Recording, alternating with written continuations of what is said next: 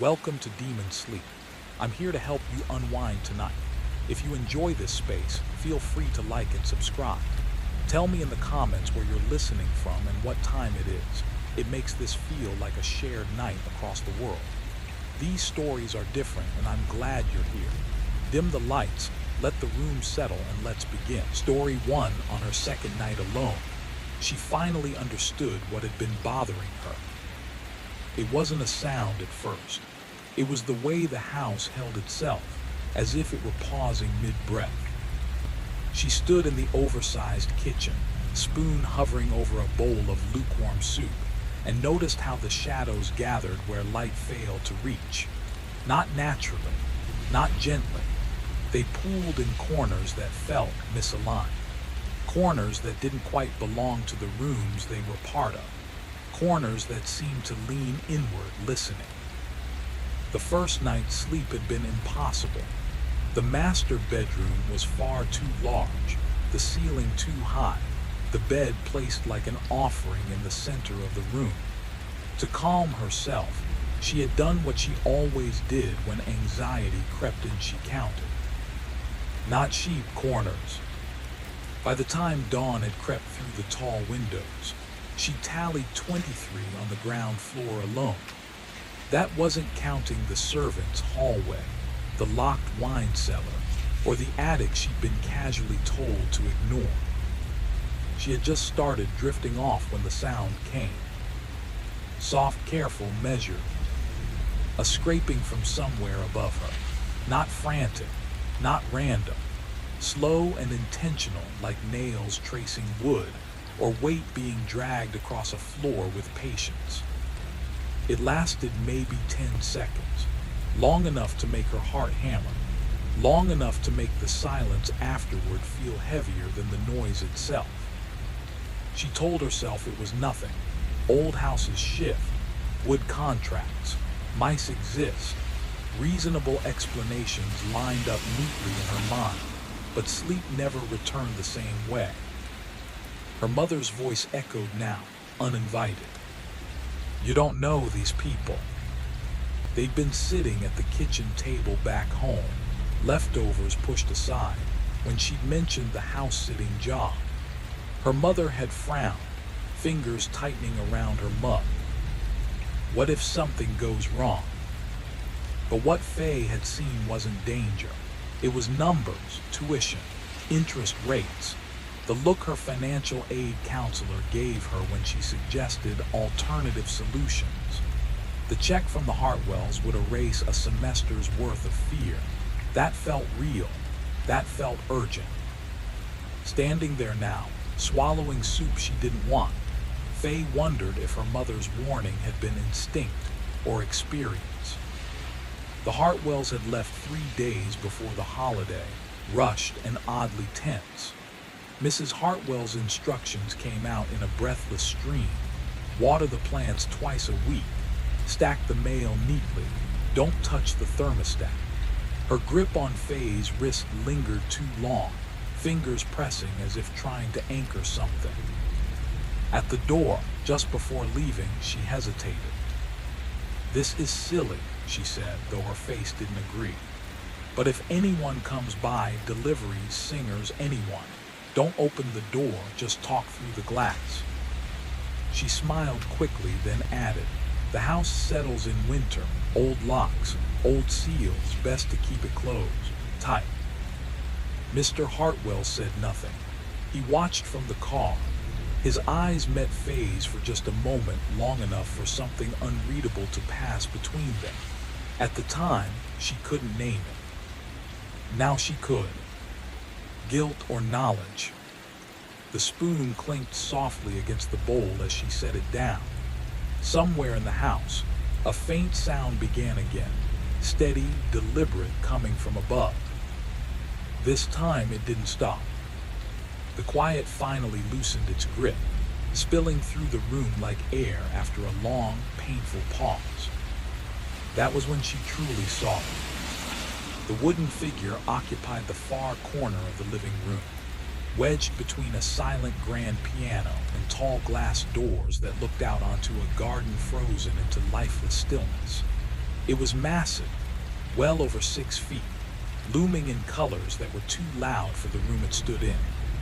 Red and blue paint clung unevenly to its body, gold trim peeling away in tired curls to expose bare wood beneath, like skin rubbed raw by time. Its mouth was built to open, a hinged jaw designed for crushing, for splitting, for force, a function no one had required of it in decades, maybe longer. The family had decorated for the season with care. Pine branches, ivy, sharp green holly, festive touches arranged lovingly throughout the space, but not near that. Around the figure there was a deliberate gap, a clean, respectful circle, as if the decorations themselves knew better than to crowd it, as if it needed room, as if it might react poorly to being pressed.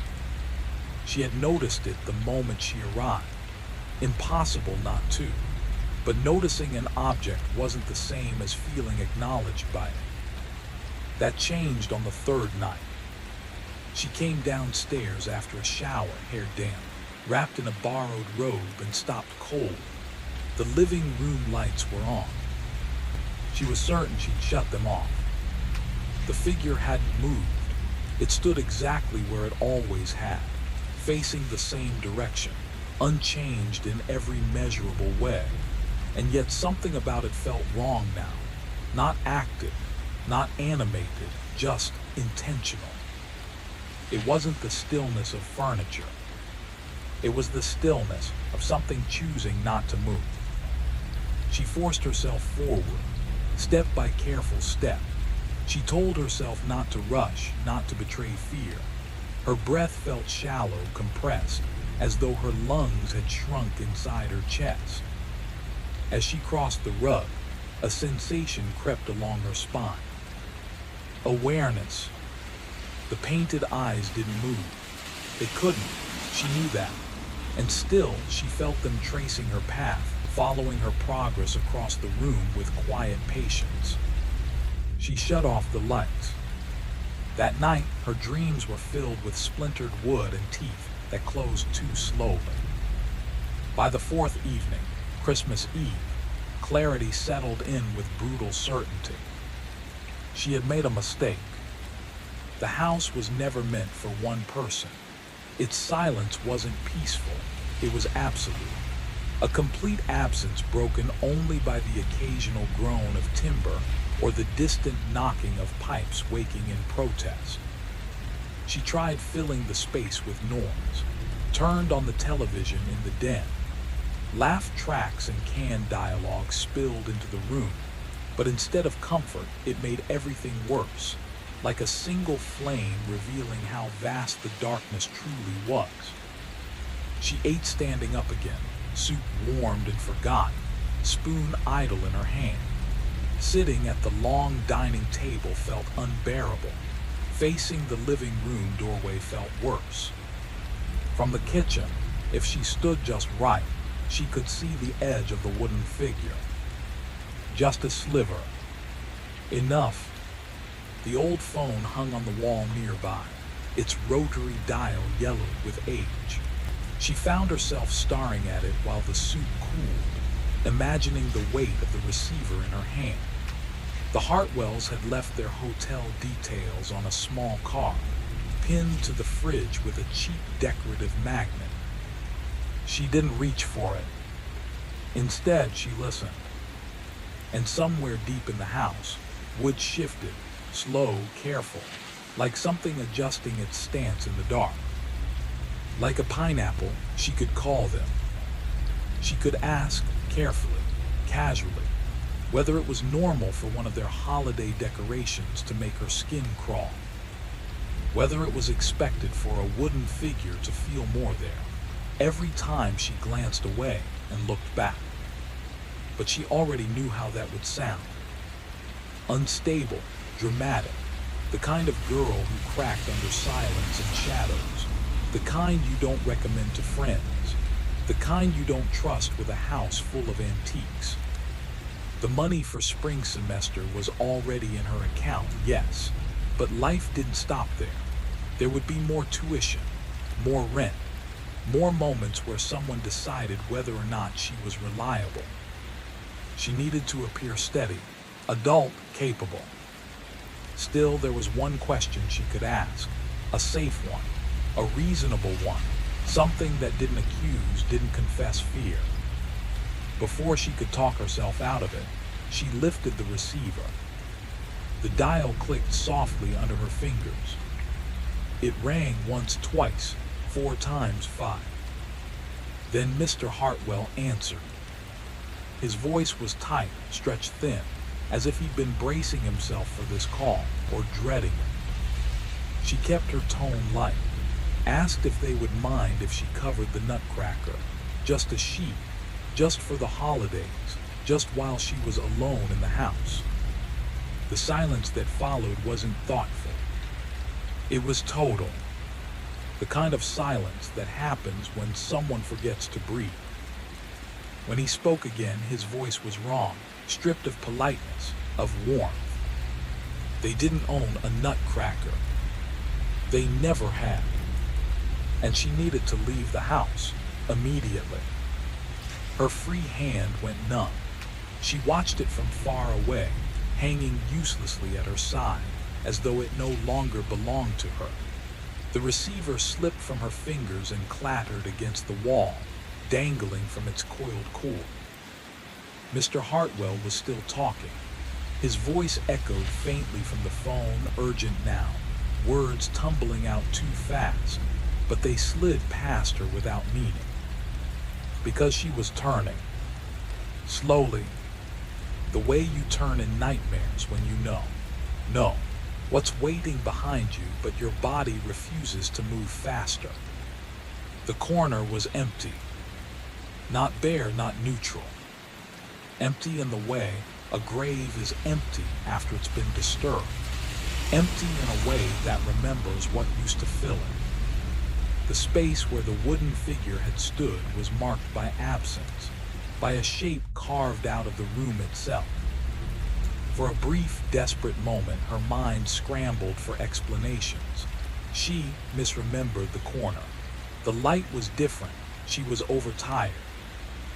Then the floor creaked. Not above her. Behind her. Her mind fought back, grasping for reason. She'd mixed up rooms, mixed up houses. Stress could do that. Isolation could do that. Debt, exhaustion, her mother's voice looping endlessly in her head. This was some kind of break. A harmless one, temporary. But the lie wouldn't hold. She knew that corner. She had avoided looking at it on purpose. That meant she had always known exactly where it was. Its presence had pressed against her awareness every time she passed through the room, heavy and watchful at the edge of her vision. It had been there. Now it was. The phone receiver swayed gently, tapping the wall. Mr. Hartwell was calling her name now, sharp and urgent. She should answer. She should explain. Explain what? That a decoration had vanished into thin air.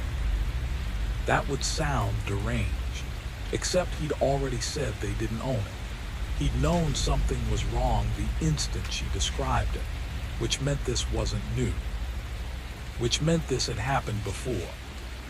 She lunged for the fireplace and grabbed the poker, solid brass, heavier than she expected.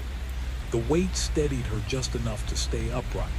Her heart hammered in a pattern that felt wrong, too fast, too uneven, as if it were skipping steps to keep up. Backing away, she retreated into the kitchen, holding the poker out in front of her, eyes locked on the dark doorway to the living room. The phone went still. The silence sharpened. She could hear herself breathing short, shallow pulls of air. Beneath that, the low hum of the refrigerator, the furnace cycling on, wood tightening and loosening in the cold. And beneath that, the house shifted, not the familiar sigh of old beams. This was different. A sound like weight redistributing, like something large adjusting how it stood. Recognition hit her all at once. She'd heard it before, over and over. That soft creak from above while she read in the den. That faint movement she brushed off as wind, as age, as anything but the truth. It wasn't the house learning itself. It was something learning her. Learning when she showered, when she slept, when she was distracted, when she was alone and unguarded. Then came footsteps. Not human ones. Each step landed with a hollow wooden strike against hardwood. Stiff, measured, too precise. The echo carried a strange emptiness, like a sound without flesh behind it. The rhythm was unhurried, confident, the pace of something that didn't need to rush, because there was nowhere left to run. Faye edged backward through the kitchen, toward the mudroom, toward the door that led outside, her grip tightening on the poker as the sound drew closer, one deliberate step at a time. Led out to the garden. Her grip on the poker shook so badly she worried she might drop it. She couldn't tear her eyes from the kitchen doorway. The sound advanced, steady, patient, each step closer than the last. She counted without meaning to, the way people do when terror needs structure. 6, 7, 8. The shadow arrived first. Too tall, too straight. Its angles were wrong, like a sketch that hadn't been erased properly. Then the figure stepped into the light and her mind recoiled, refusing to assemble what her eyes delivered. It looked like a man, but it wasn't one anymore. His face was painted in the same violent color she'd memorized in the living room. Red circles stamped onto his cheeks, blue shapes framing his eyes, gold smeared across his forehead and jaw. The paint wasn't neat. It was layered thick, cracked and flacking, as if it had been applied again and again over days, weeks. His hair was stiff, sealed into place, every strand frozen. When he moved, it was wrong, elbows bending too sharply, knees locking and unlocking with deliberate stiffness, as though he trained his body to imitate wood. The sound came from his boots. Wooden soles, wooden heels, carved and polished to precision. Each step struck the floor with a hollow click that echoed unnaturally through the room. He stopped in the doorway. He looked at her. The eyes beneath the paint were human. That was the worst part. They weren't empty. They weren't wild. They were alive, aware and focused and filled not with fury, but with acceptance. The expression of someone whose routine had been interrupted, who was already adjusting his plans. In a single, sickening rush, understanding fell into place. He had been in the house for days, maybe longer. He had learned how to stand so perfectly still that the house accepted him, that the eye slid past him, that fear mistook him for furniture and shadow. The Hartwells had known or suspected. They'd changed locks. They'd fled. They'd hired her as distance, as delay, as proof that someone else had been there when things went wrong. And she wasn't the goal. She was just in the way. A problem to be cleared. A sound escaped her throat before she could stop it, thin and broken, like air leaking from something punctured. She lifted the poker. He stepped forward. The wooden heel struck tile with a sharp, final crack. She ran. Through the mudroom, hands slick with sweat, fingers slipping as she wrenched at the door. The sound of his footsteps following, slow, unhurried, because he knew exactly where she was going and exactly how little time she had left. The handle wouldn't turn at first. Her fingers slipped, numb and clumsy. Precious seconds burned away as she twisted it again and again. Then the latch gave, and winter slammed into her face like a physical blow. She was outside. Bare feet hit stone. Cold stabbed straight through her soles as she stumbled onto the path, then onto the frozen grass, sprinting blindly toward the hedge that marked the edge of the property. Her lungs screamed, her vision blurred. Behind her, the mudroom door shut. Not a slam, a quiet, polite click. She reached the hedge and stopped, doubled over, dragging air into her chest. When she turned back, the house stood exactly as it always had, silent, immense, unreadable. Every window was dark except the kitchen, where warm yellow light spilled onto the stones like an invitation. Nothing moved. No pursuit, no painted figure bursting through the door. And in that stillness, understanding struck her with the force of a blow. He hadn't followed her because he didn't have to. She had done the one thing fear always convinces people to do. She had fled into the night with nothing. No phone, no shoes, no keys, no wallet, no way to leave. The nearest neighbor was far beyond shouting distance. The road was even farther. The air was brutal, well below freezing, and her body was already betraying her, shaking uncontrollably as numbness crept up her legs. She forced herself to think. The phone inside the house was still off the hook. Mr. Hartwell had heard it fall. He would call for help. He must have called already. All she needed to do was hide, wait for sirens, stay alive.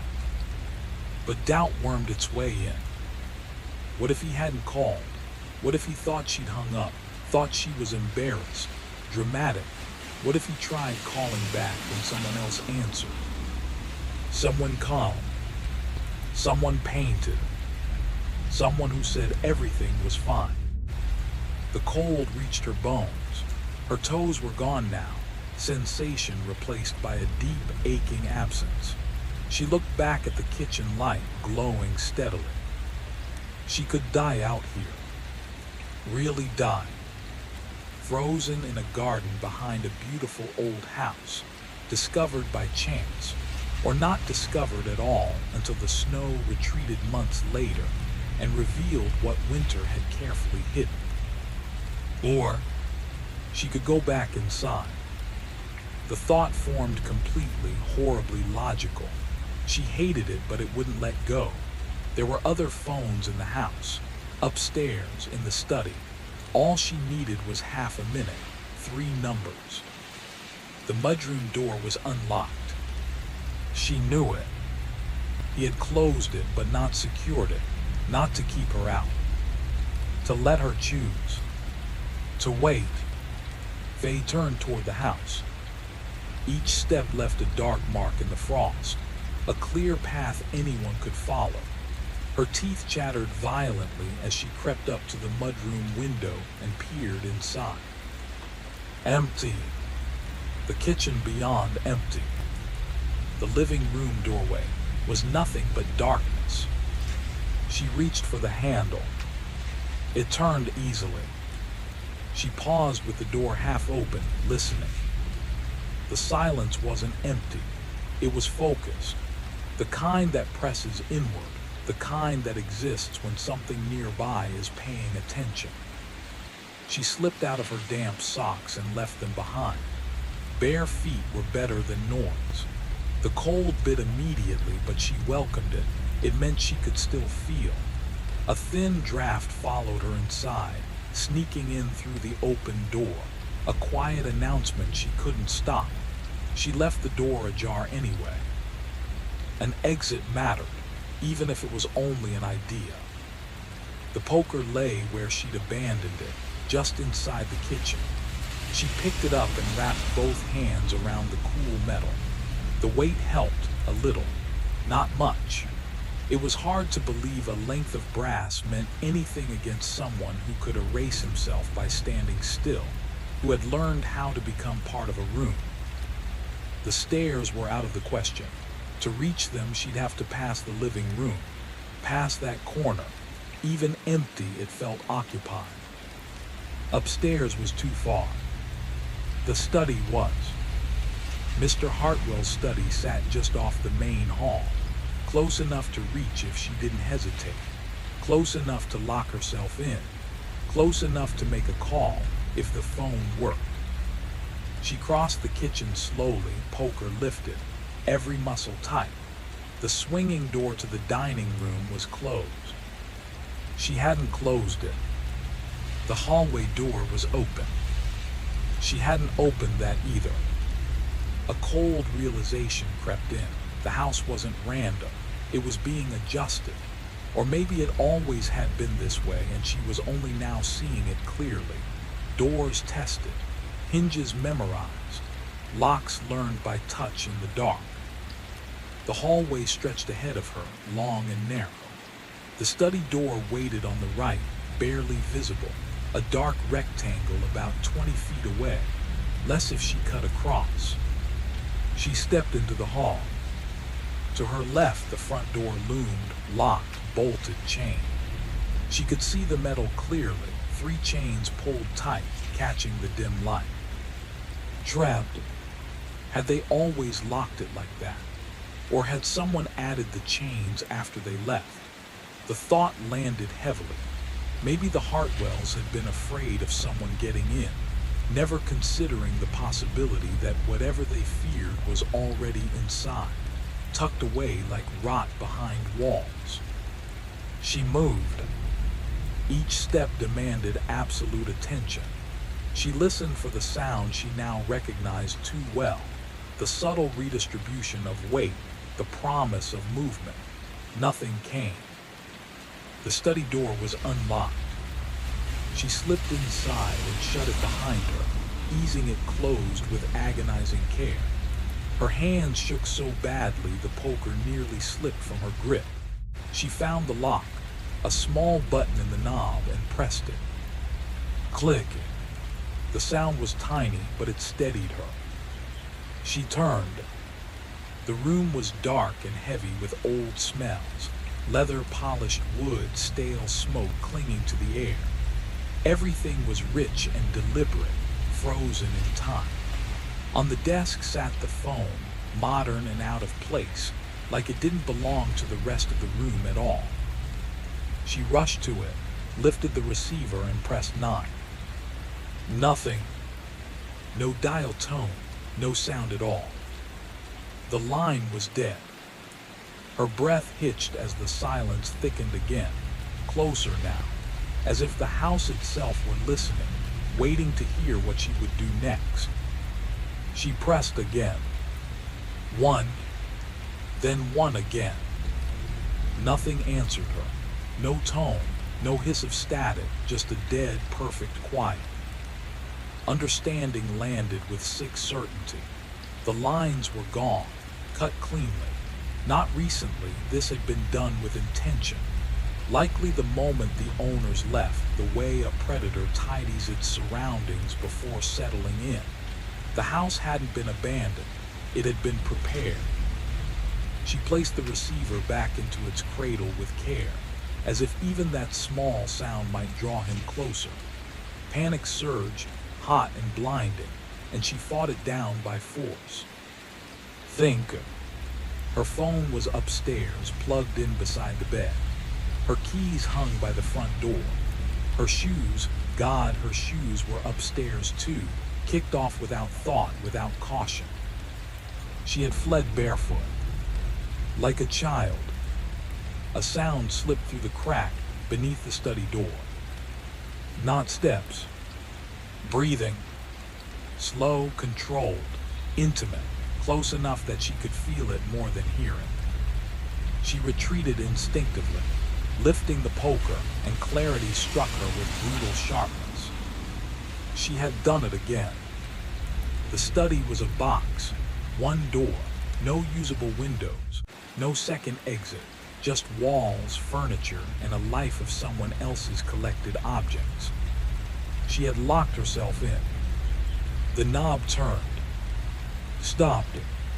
10 seconds passed. 20. Then he spoke.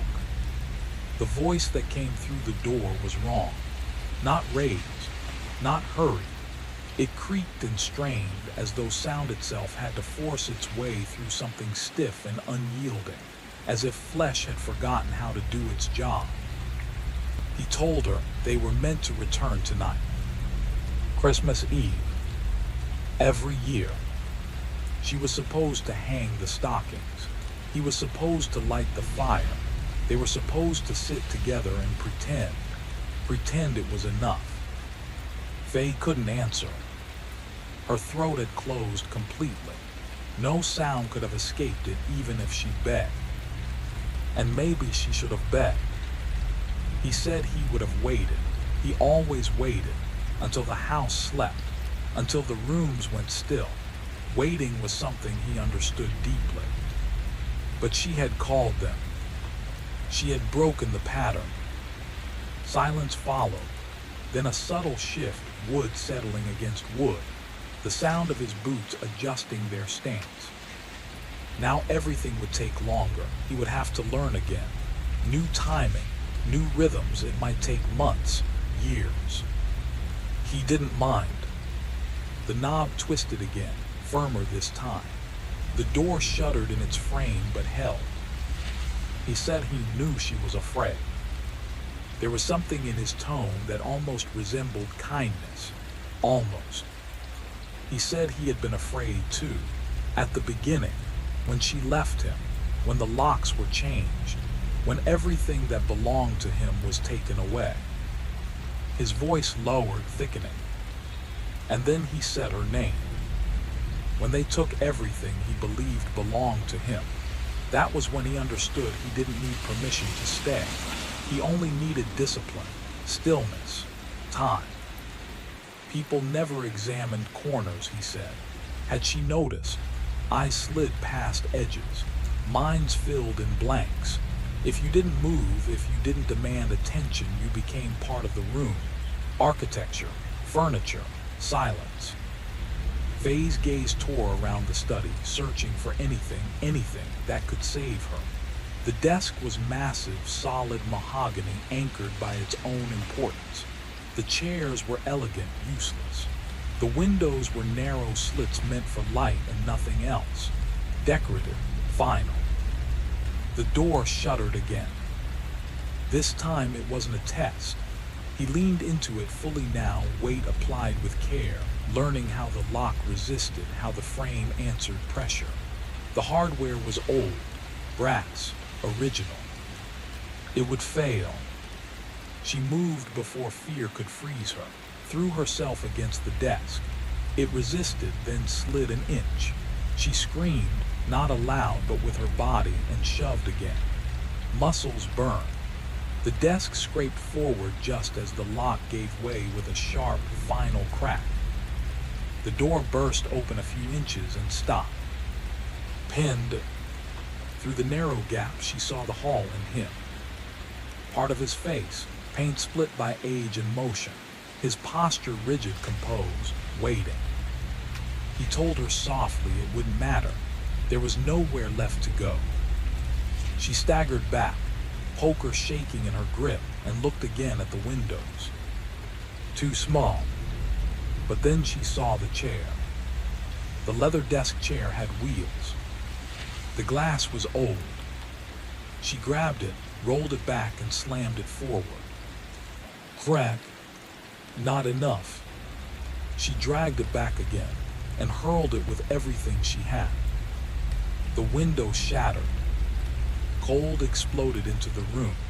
Shards clung to the frame like teeth.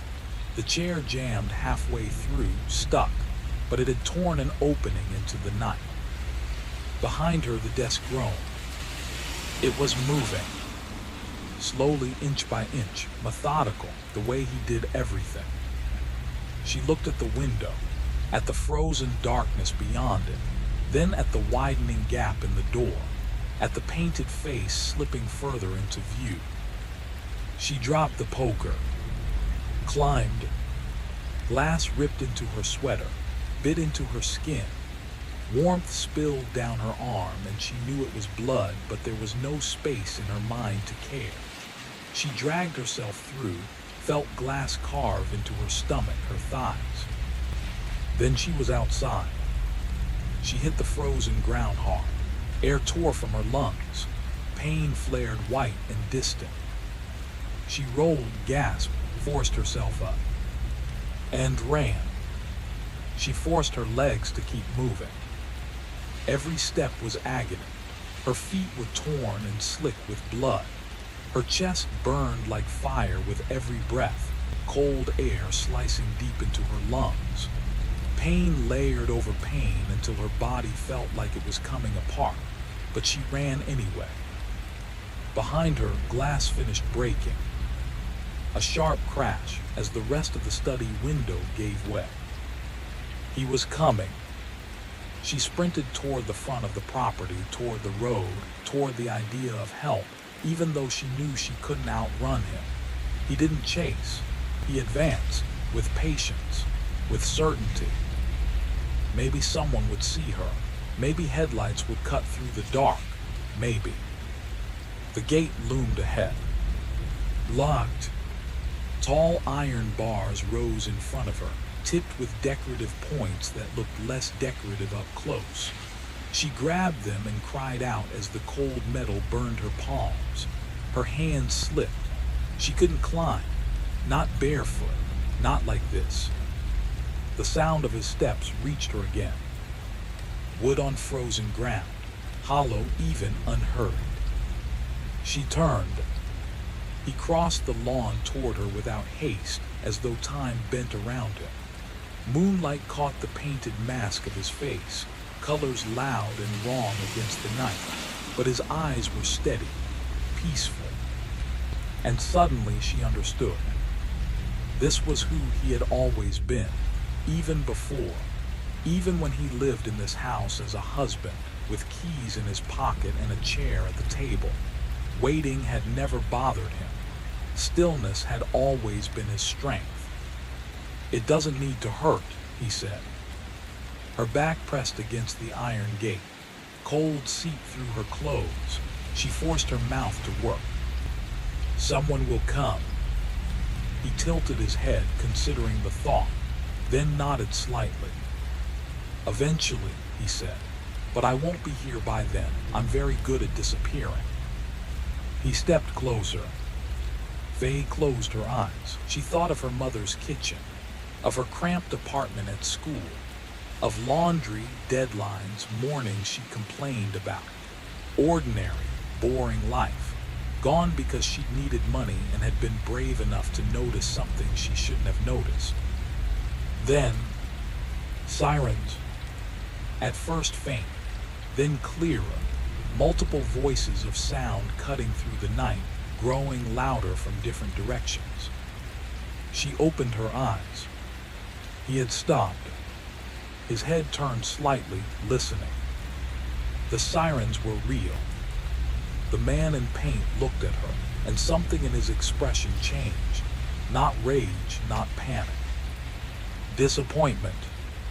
"I was close," he said softly, "so close." Then he turned away. He didn't run.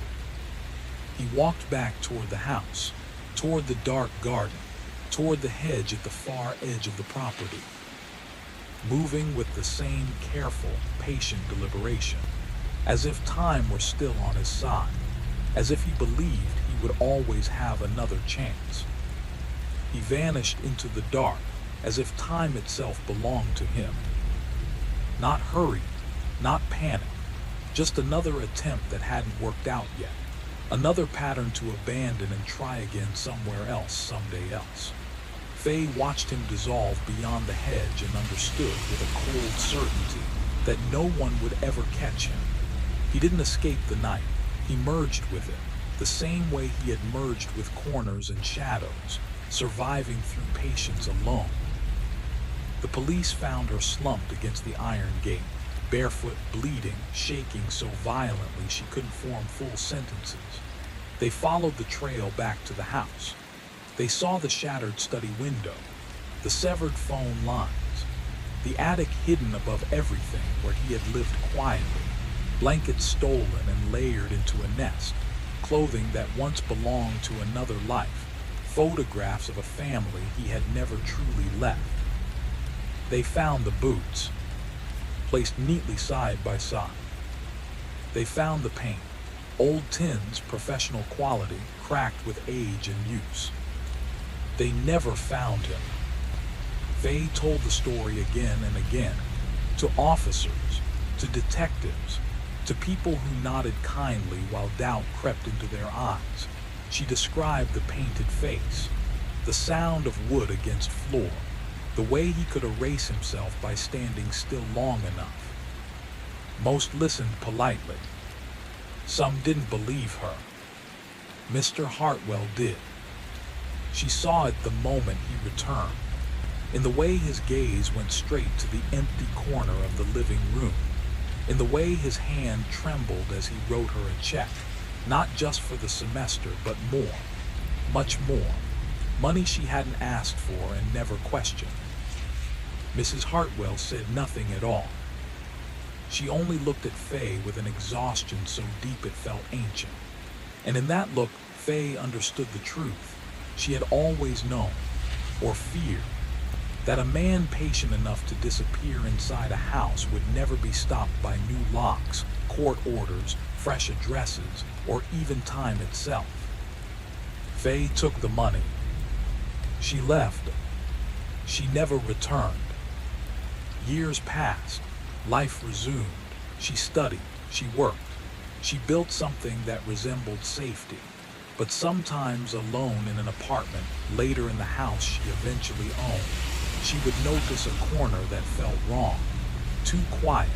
Too empty in a way that didn't feel empty at all. She learned a habit. Look away. Look back. Just to be sure. Most of the time, the corner was empty the way corners are supposed to be. Most of the time, she learned to live with that fraction of doubt, the way people learn to live with all the small, invisible fears that never quite leave. She stopped counting corners, stopped lingering near them, learned that stillness can be practiced, perfected, and that somewhere in the world, there are spaces quiet enough for patient things to wait, sometimes for years, until the moment arrives when someone finally forgets to look. They sold the house in the spring. Faye heard it secondhand, passed along casually by a classmate whose parents moved in the same social circles. The family had gone east, somewhere newer, cleaner. Houses built with open layouts and modern security, fewer blind angles, fewer forgotten spaces, better locks. Faye hoped it mattered. But a question followed her long after the conversation ended. Whether anything could truly stop someone who had mastered waiting. Someone who had trained himself to fade into stillness so completely that absence became a skill. She tried not to think about him. Still, sometimes she did. She wondered where he was now, what house he had chosen, what corner he might be standing in, face bare or painted, breath shallow, learning the daily patterns of strangers who didn't yet know they were being studied. She wondered if he remembered her, the one who slipped through the design, the unfinished sequence, the mistake. Life moved forward the way life always does. Classes, work, groceries, friends, small routines that convince you the world is solid and predictable. But late at night, when the house settled, when the hum of ordinary life dropped away, there were moments when silence felt different. Not empty, attentive, as if the room itself were holding its breath. And in those moments, she would freeze.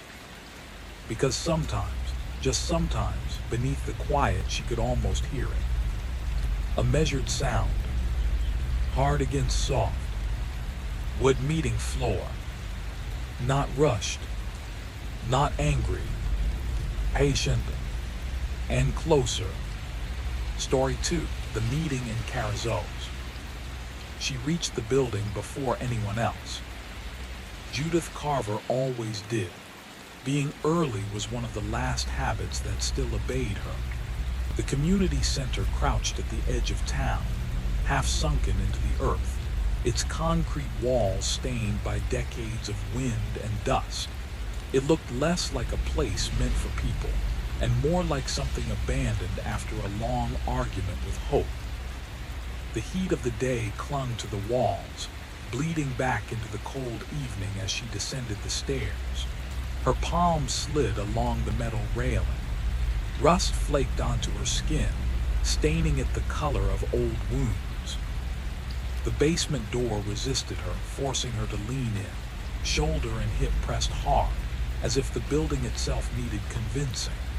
When it finally gave, the air inside felt trapped, stale, warm, and humming. Folding chairs waited in a perfect circle beneath flickering lights that buzzed too loudly to ignore. A coffee pot rested on a card table, already plugged in, already hot. Judith paused. Someone had been here. That shouldn't have been possible.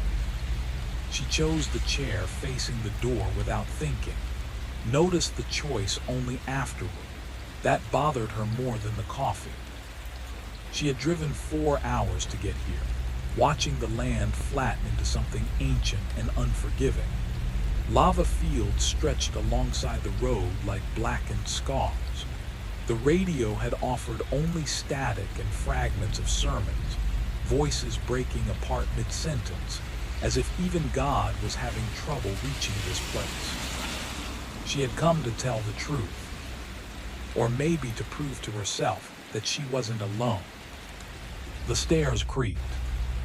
Judith turned as an older woman entered, moving carefully, every step negotiated. Her hair was pulled back tight, silver strands strained against her scalp. Turquoise stones rested at her throat and wrists, darkened in the harsh light. Her eyes met Judith's and held on too long, measuring, weighing. The name tag on her chest read Geneva, the edges peeling like it wanted to escape. They didn't greet each other. 2 more arrived close together, their footsteps overlapping in a rhythm that made Judith's jaw tense. The man came first, mid-40s, precise, immaculate. His smile stopped short of his eyes. Dale, his badge said. The woman behind him was younger, sharp-featured, beautiful in a way that unsettled rather than invited. She took the chair farthest from the door, closest to the deepest corner. Renata. Last came a boy. 17, maybe 18. Hoodie pulled tight despite the heat. When he lowered it, Judith saw eyes that had already crossed lines most people never approach. He sat between her and Dale, folding himself inward, trying to disappear without leaving. The lights buzzed. The wind outside picked up, pressing against the building, testing it. Something rattled against the exterior metal on concrete. 3 knocks. A pause. 3 more. Geneva stood.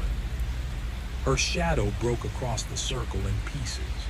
She spoke about loss, about being dismissed, about memories that others called lies.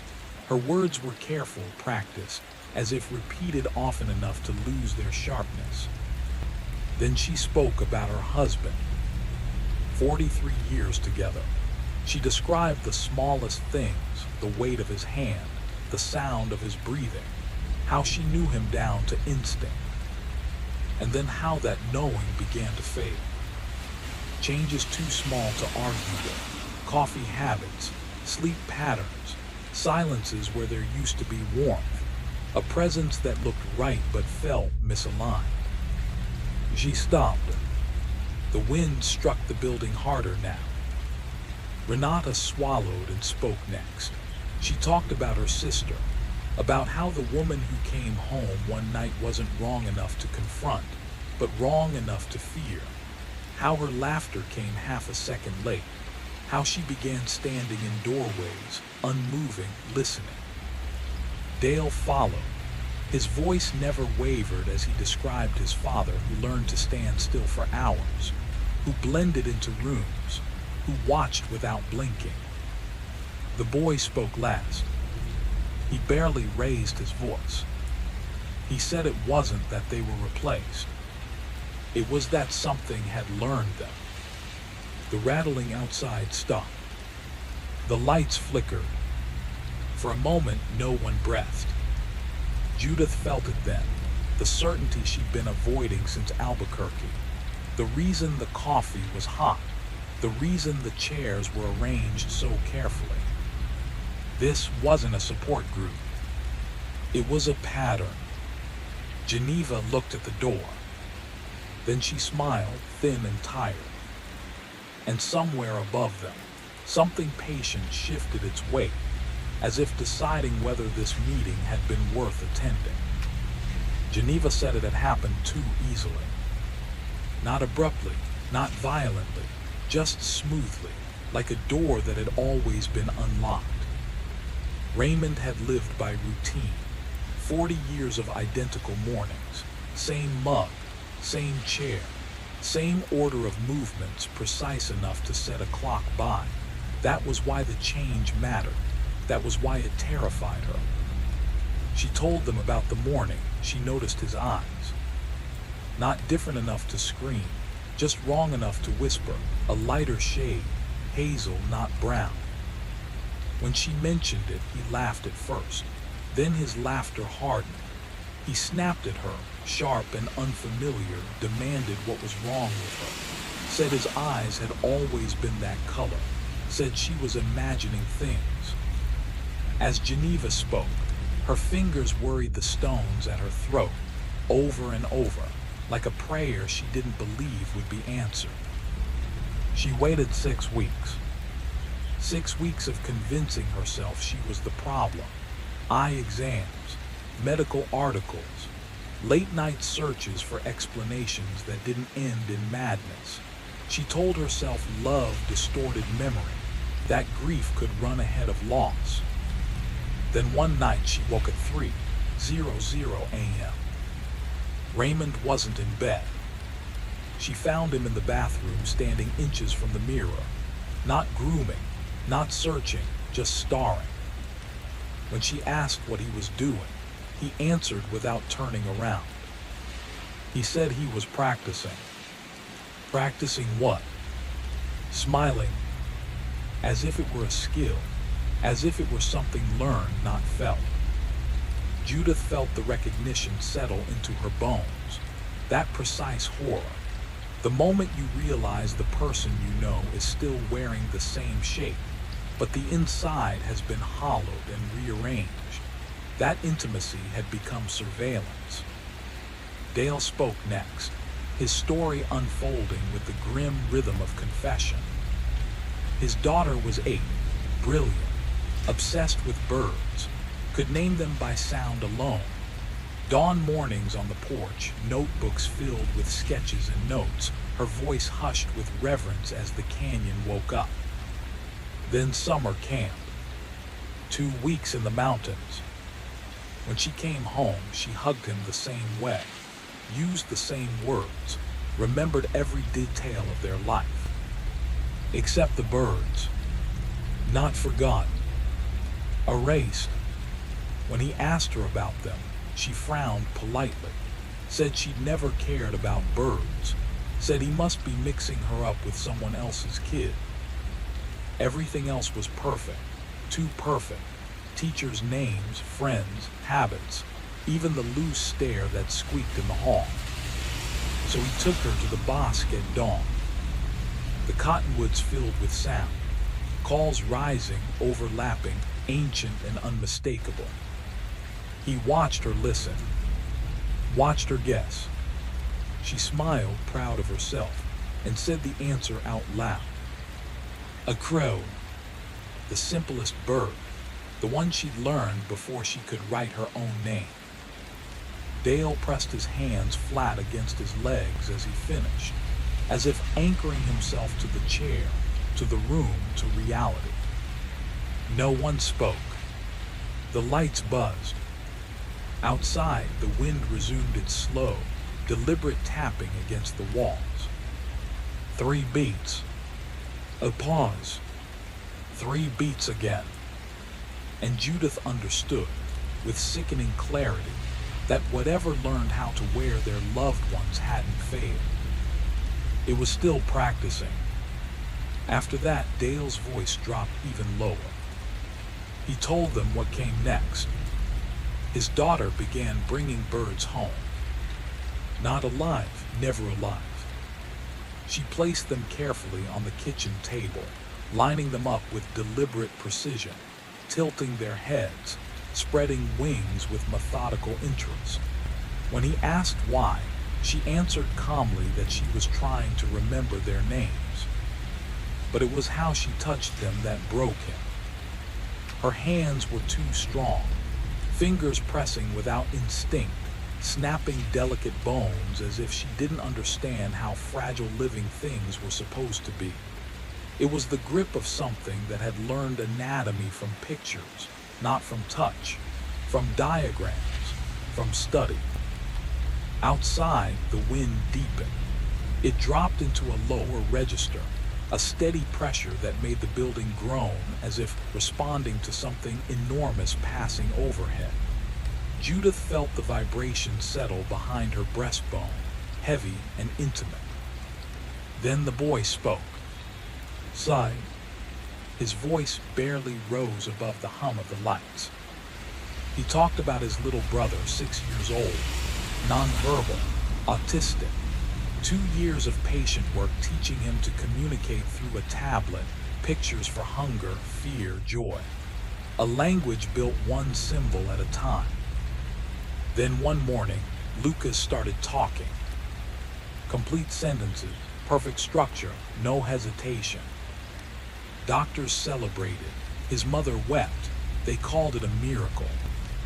But something essential was missing. The humming. That constant sound Lucas had always made, soft and grounding, like a living pulse. And the eye contact. Lucas had never tolerated it. Looking directly at people had caused him physical pain. This version didn't look away. He watched people closely, studied them, smiled on cue. On the 4th day, Sai tested him.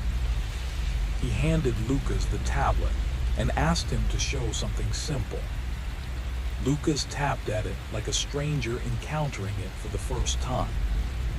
When Sai asked him to select happy, Lucas didn't touch the screen.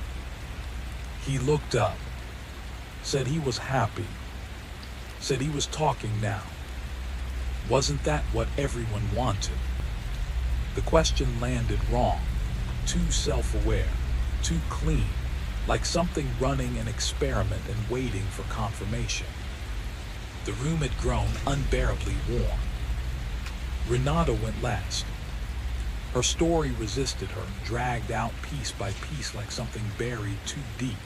She spoke of her wife, 16 years together, intimacy built from repetition, from knowing a body better than your own. The slight tilt of a shoulder, an old scar on a knee, freckles mapped across skin so familiar she could trace them blind. Judith stopped breathing, because the details were wrong in a way that was terrifyingly precise. The conference trip, 3 days away, the return, a scar missing, freckles rearranged as if someone had followed instructions but misread the spacing. The confrontation, and the look, that brief pause behind the eyes, not fear, not guilt, but calculation, like something assessing risk. Judith felt her stomach hollow. She hadn't told her story yet. She'd been holding it back, heavy and volatile, waiting for the right moment. Like a weapon she wasn't sure she could survive throwing. And now she was hearing it spoken aloud by someone else. Fernando continued, voice steady, describing the choice Renata made next, testing Annette with silver, with habits, with tiny inconsistencies no stranger should miss. Judith barely heard the rest, because the room felt wrong now. Too aligned, too intentional. And beneath the wind, beneath the lights, beneath the shared weight of recognition, something else seemed to settle in the corners of the basement. listening, learning, waiting its turn to speak. And ash, old knowledge pulled from places that predated manuals and medicine. Geneva said it came from her grandmother, though no one remembered her ever mentioning a grandmother before. Judith noticed that too late. Renata described the test in a thin, steady voice. The symbol pressed to skin, the blister that rose too fast, the smell burned hair, scorched oil, something animal. Annette's confusion folding into understanding, like someone realizing the rules of a game only after they've already lost. Judith's hands began to tremble. She forced them flat against her thighs, grounding herself in pressure. Across the circle, Dale reached into his jacket and pulled out a small cloth pouch, darkened by age and use. He explained the ash, explained certainty, explained that the storm outside would cut the roads within the hour, that no one was leaving Carrizozo tonight. That isolation mattered. That patience always did. And then the thing none of them wanted to say out loud.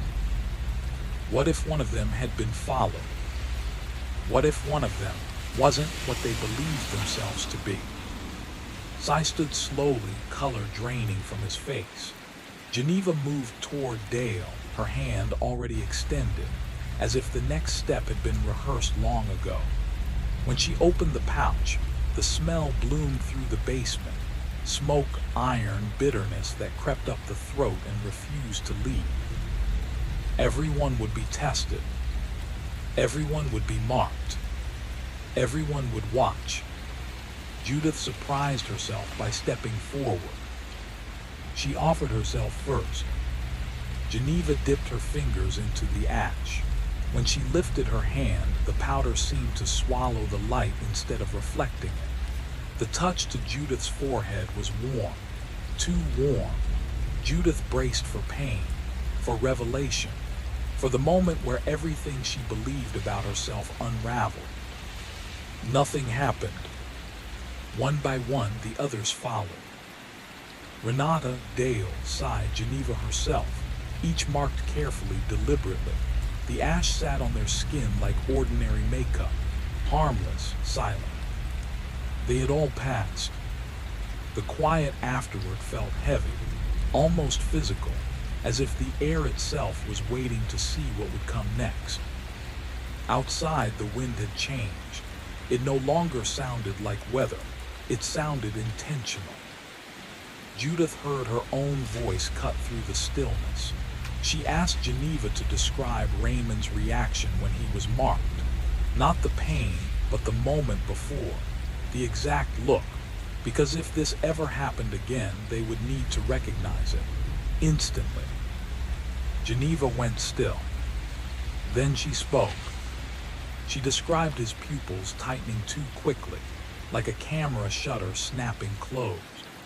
The way his mouth pulled into a smile that was too even, too practiced, missing the small imperfections that real faces always carry. Dale interrupted, said she remembered too much.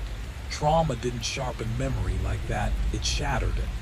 Perfect recall weeks later was a warning sign. Geneva looked at him without blinking. She reminded them that she had watched her husband die. Of course she remembered. Sai edged toward the door. Dale stepped in front of it. And in that moment, Judith understood something cold and final. The test didn't end with the ash. It never had. Somewhere in the building, something listened, patient, methodical, learning how they spoke, how they moved, how fear sounded when it thought it was alone. And whatever it was, it had all the time in the world.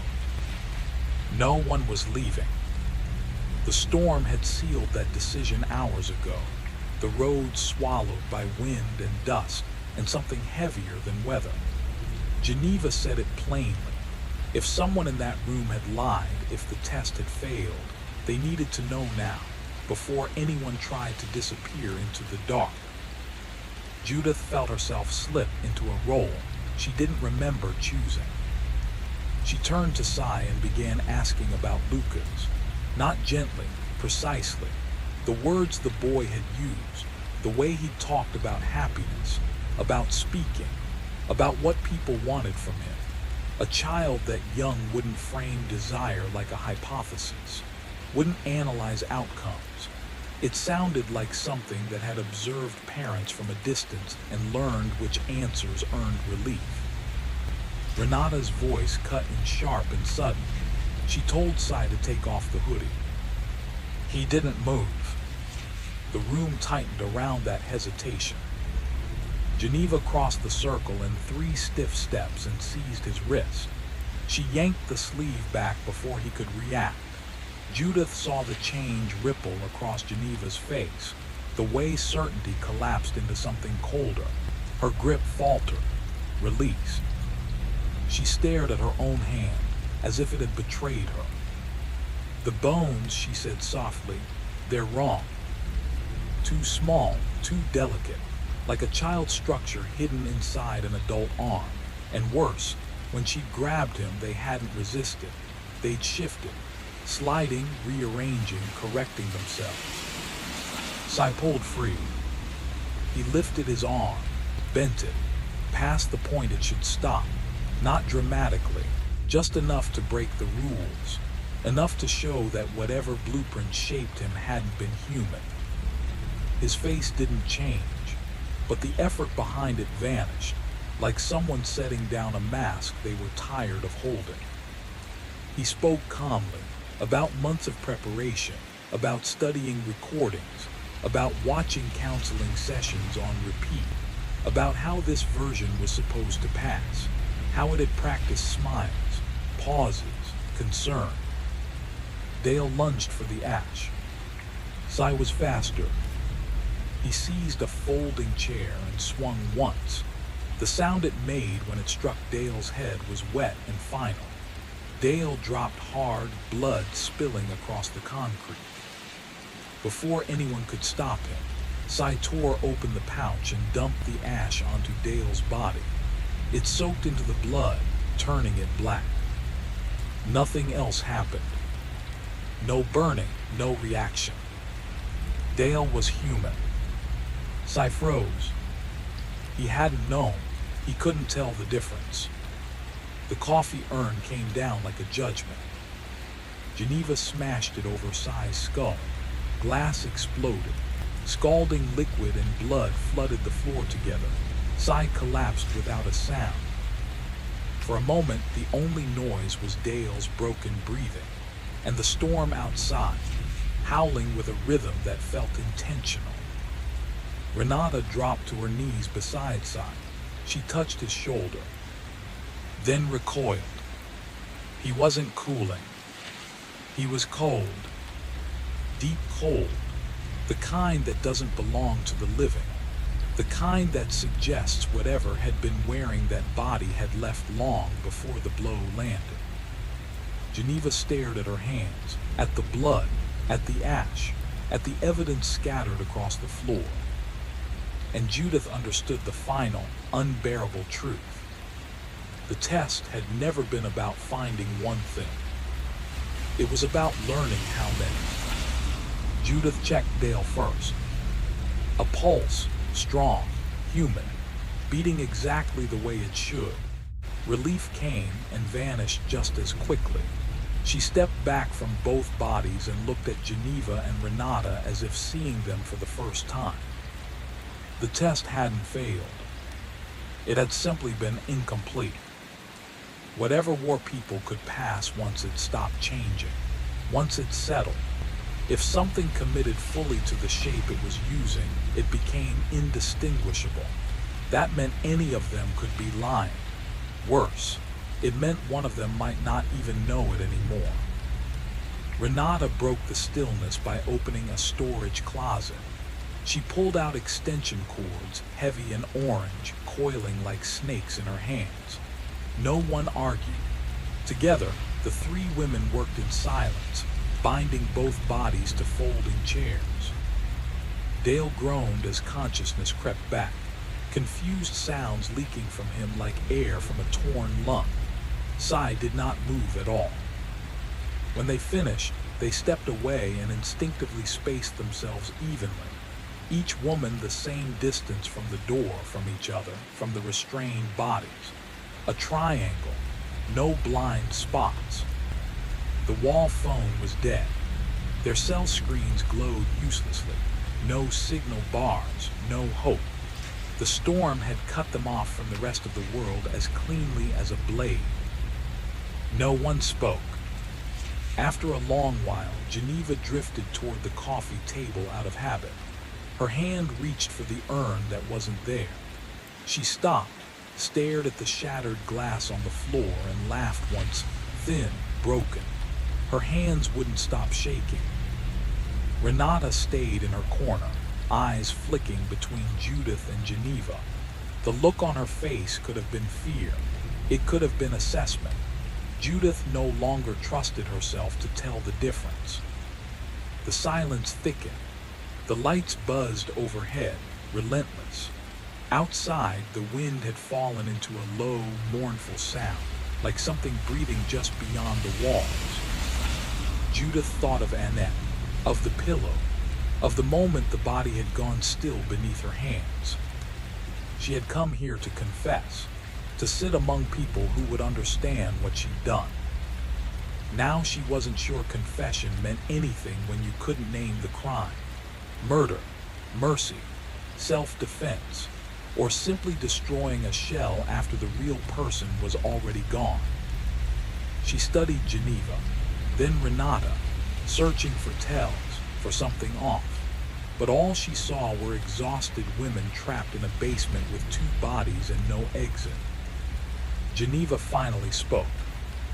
They had to be methodical. That was her word, methodical. Now that they knew deception was possible, they had to determine who was real. Renata asked the question hanging in the air. What test was left? Judith answered before she could stop herself. Observation. Watching, waiting, looking for mistakes so small they couldn't be faked forever. The joint that bent too far, the hesitation before a reflex, the way a body occupied space incorrectly. Patience would expose them. It always did. If something wasn't human, it would slip. Geneva nodded. They would take turns. One person awake, two resting, 3 watches through the night. By morning, someone would fail. The logic made sense. Living through, it felt like sentencing themselves to madness. They set it up anyway, because there was nothing else to do and nowhere else to go. Geneva took the first watch. Judith and Renata sat back in their folding chairs and pretended to rest, as if pretending still mattered, as if the body didn't betray itself the moment it was observed. Judith immediately became aware of everything she was doing, the way her chest rose, the pause between breaths. The rhythm felt wrong the moment she noticed it. She tried to stop thinking about it and failed.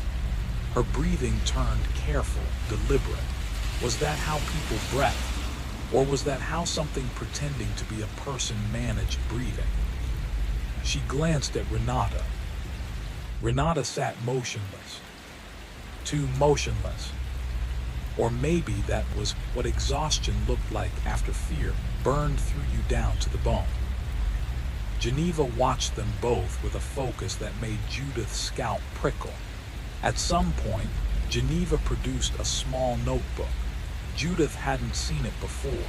She didn't remember Geneva carrying anything like it. Geneva began to write.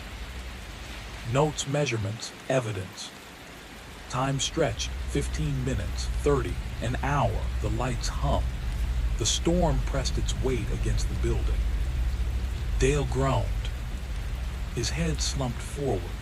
Blood crusted darkly along his temple. Judith watched Geneva watching him. Geneva leaned closer. The wound was changing. Not dramatically, not enough that you'd notice at a glance, but if you stared, if you committed to watching, you could see it. the edges pulling inward, skin knitting, the body repairing itself with quiet, methodical efficiency. Geneva stood. She circled Dale, crouched, tilted her head as if studying an object under museum glass. She pulled out her phone and took a picture, waited 5 minutes, took another. Compared them. When she looked up, the color had drained from her face. Dale's eyes fluttered open. He tested the chords, winced, then looked at Geneva hovering over him. "What are you doing?" he asked. Geneva showed him the photos. The first image, a jagged, angry wound. The second, smaller, cleaner. She asked him to explain. Dale stared for a long time. His face moved through confusion, then realization, then something that looked like mourning. He said he didn't know, said he hadn't felt anything. Maybe it hadn't been as deep as it looked. Maybe the blood exaggerated it. His voice wavered. The explanation sounded rehearsed even to him. Something cold settled in Judith's chest. If Dale was wrong, if his body was repairing itself faster than it should, then the ash hadn't protected them. It had misled them. Worse, it had convinced them they were safe with each other. Renata stood abruptly, chair scraping the concrete. She backed into her corner again, hands raised, voice tight. Nobody could be trusted, not anymore. They should all be restrained, every one of them. Tie everyone down until help arrived. Judith almost laughed. Help wasn't coming. The storm had made sure of that. The phones were dead. The roads were gone. And whatever was in that room with them, human or not, had all the time it needed. Judith's chest tightened. The basement felt smaller with every restrained body, with Dale groaning quietly, Z still, Geneva tied and silent, and herself bound in the chair. Only Renata remained free, sitting deliberately, watching them all like a predator calculating its next move. The storm outside rattled the walls, wind pressing against the concrete as if testing for weaknesses. Geneva's voice cut through the tension. "You really plan to sit there all night, alone and untied, while the rest of us are helpless?" Renata's calm reply sent a chill through Judith. "Yes, that's exactly what I planned." Judith's mind drifted unbidden to Annette. The way her wife's body had felt the night before, the movements mechanically perfect, yet hollow, lacking the warmth of life behind them. It had been a facade, a simulation. And in the morning, Judith had ended it, quick, silent, pillow over the face. She had wanted to see the truth in stillness, the ultimate passivity when life was stripped away. Annette hadn't fought, not at all. She had simply waited. The memory made Judith shiver. She had come here knowing she was a murderer, expecting understanding, expecting shared confessions from others who had done the same, or thought they had. Now, watching Renata sit free, the thought struck her like ice. Maybe there were two Annettes, or maybe none at all. Maybe the trauma itself had been manufactured, a false memory implanted to shape behavior, to teach obedience to something unseen. Judith's eyes flicked to the others, Geneva staring back, Dale groaning, Z unmoving. Their expressions mirrored her own uncertainty. Each breath felt calculated, each movement observed, each heartbeat measured. No one could be trusted entirely, not even themselves. The storm outside escalated, wind tearing against the building like it wanted entry. Shadows danced across the basement walls, stretching and twisting in unnatural ways. Every second dragged. Every sound, even the distant hum of fluorescent lights, felt charged with intent. Judith could feel the possibility of violence waiting in the still air, coiled and patient. Renata leaned back, unthreatened, eyes scanning the room with quiet dominance. Judith's wrists throbbed from the bindings, the cords tight but not painful. She forced herself to breathe through it, to observe, to catalog everything, because survival now depended on the smallest details. One misstep, one hesitation, and the fragile balance could shatter. And yet, somewhere in the pit of her mind, Judith knew it wasn't just about survival. It was about truth, about discovering who was real, who was lying, and whether the memories that haunted them were their own, or gifts from something far older, far more deliberate, something that had been watching, waiting, learning. The basement fell into tense silence again, punctuated only by the storm, the faint groans of Dale, and the eerie stillness of those tied and unmoving. Judith closed her eyes briefly, forcing herself to focus, to remember that control, however fragile, was theirs for now. But the question lingered. How long before the deception, the imitation, or the walker revealed itself? How long before the nightmare began in earnest? The basement felt impossibly still, the storm outside reduced to a distant roar, yet the air between them was thick with tension, impossible to cut through. Judith's mind raced, trying to reconstruct moments she couldn't quite place, actions erased by fear, adrenaline, or some deeper trick of memory. She couldn't recall what she'd done with the body. That blank space gnawed at her, a silent accusation that mattered more than any spoken word. Dale's eyes snapped open, blood crusting the edges of his face. He tested his restraints, grimacing, and demanded explanations. Geneva stepped forward, her voice tight, recounting Sai's attack, the failure of the test, and the fragile uncertainty hanging over them. Dale's laugh cut through the silence, bitter, sharp. "Check if he's dead," he snapped. "If we killed a human on assumption alone, that's murder. And if he's alive, if he's a walker, we need to know now." Judith swallowed, forcing herself to approach Sai. Her fingers pressed to his neck, searching for life. What she found wasn't a pulse, not a living rhythm, not entirely. It was slow, deliberate, a measured beat that mocked normality. Sai's eyes opened, amber, unnatural, almost liquid in their focus, and fixed on Judith with the calm scrutiny of a scientist observing an unexpected result. When he spoke, his voice had shifted, textured low, resonant, deliberate. He praised their performances, listing every tell he'd observed. Geneva's hand twitching toward her turquoise, Dale's jaw tightening under stress, Renata seeking corners, Judith's rising pitch when frightened. He paused, eyes scanning the group with something like admiration. "You committed so completely," he said, "that you lost the thread. This is why we gather, not to practice humanity, but to remember what we were before forgetting entirely." Geneva let out a sharp, strangled sound, half laugh, half sob, denying the absurdity, insisting they were human, insisting Sai alone was a walker. Sai's amber gaze fixed on her, unblinking. "Then why touch it?" he asked softly, gesturing toward her turquoise jewelry. "Why clutch it like a talisman if you do not understand it?" Her hand froze in midair. Sai turned to Dale, questioning the regenerating wound, the impossible speed of tissue healing. He asked about the drive from Albuquerque. Dale tried to answer, stammered, paused. "I remember getting in the car, driving, and then I'm here," he said, voice unsteady, haunted. "A blank in between, but that's normal, isn't it? Highway hypnosis." He didn't sound convinced, and the admission hung heavy. Sai's eyes then settled on Renata. Judith said nothing, her throat tight, her mind scrambling for coherence. Silence pressed in on them, denser than accusation. Judith felt something inside her fracture, an internal tremor she couldn't stop.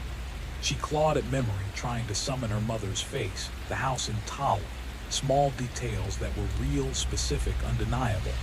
But the past felt porous, slipping through her fingers, leaving only the cold weight of uncertainty and the unrelenting presence of the thing that could observe, measure, and wait.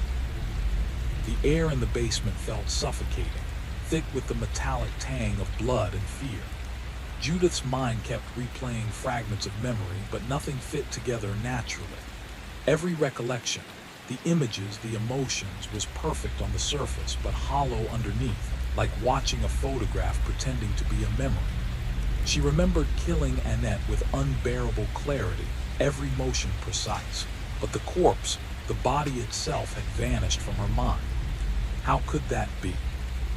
Could the memory of the murder itself have been a fabrication, stitched together to cover the gaps, to justify what had been replaced? Dale's sudden movement shattered the fragile tension. The extension cord snapped in his hands, falling apart like wet paper. He touched his head, where the wound had almost disappeared, and stared at his own fingers as if they belonged to someone else entirely. His voice was low, hesitant. Maybe Cy was right. Maybe we're all walkers. Maybe that's why we come back here every year, not to practice perfection, but to remember who we are before forgetting completely. His gaze drifted to Renata, still free, still seated like a sentinel amid the chaos. Why haven't you tied yourself up? What are you afraid of? Renata's face hardened, expression flattening into a mask that trembled at the edges. When she spoke, it was calm, horrifyingly deliberate. I was thinking about Claire, my real wife. The words hung in the room like ice. Not the copy, not the performance. Claire had noticed she tried to leave. I couldn't allow that. I buried her in the garden, planted roses over her, tended them carefully. They bloomed better than any others because of what lay beneath. She paused, voice tight. I told myself it was love, that I did it to preserve our life. But sitting here, seeing the rest of you, I understand the truth. I did it because the performance demanded it. You can't replicate someone perfectly if the original still exists. Geneva's tears fell next, wet and jagged, streaking her face with raw color. Judith knew the eyes could lie, the salt content, the mimicry. And then she saw it. Geneva's restraints had loosened. She'd been working at them while everyone's attention had been elsewhere, watching Dale and Renata. Now she stood, moving to the window, pressing her palm against the cold, trembling glass. Her voice was quiet, yet it filled the space. I remember being taught about walkers, about how to spot them, how to survive. And yet we are all here. We survived, but at what cost? The room seemed to contract, shadows deepening against the flickering fluorescent light. Outside, the storm had not relented. It had become a presence, a living thing pressing against the walls. Judith could feel it in her chest, a pulse in sync with the uncertainty, the fear, the horrifying recognition of themselves and each other. The night had stretched long and cruel, and by the time the wind howled through the cracks in the window, it was clear. There was no returning to who they had once been, no undoing what had been performed, no safety in what was left. They were alone, bound by choices, by memories, real or fabricated, and the knowledge that some part of themselves had already vanished. The basement was silent except for the wind rattling the windows, but inside, the air vibrated with revelations too heavy to speak aloud. Judith pressed her palm against the cold glass, lingering on the impression of her fingers. 5 perfect digits, human, or nearly indistinguishable from human. The line between imitation and reality had blurred again. Dale stepped forward, calm now, the remnants of his therapist's measured tone shaping his words. We need to understand what we're facing, he said, voice even but carrying an unsettling weight. Not just acknowledge it, truly understand it. He paused, scanning each face, letting the tension mount. We aren't replacing humans because the originals fail. Their bodies, their lives, they're sustainable. We do this because it's fascinating. Humanity is the most intricate performance we've ever studied. The bodies are simple, anyone can copy those. But the interior, the thoughts, the fears, the guilt, the stories we tell ourselves, that is the masterpiece. Judith watched him closely. Some walkers never go further than the surface, Dale continued, his words precise.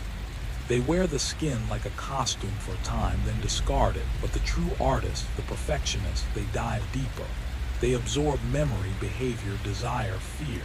If you go far enough, commit completely, something extraordinary happens. You stop performing humanity, you become it. The mask ceases to hide the face, it becomes the face. He lifted his arm, revealing the wound that had once drawn so much fear. The skin was seamless now, unbroken, untouched.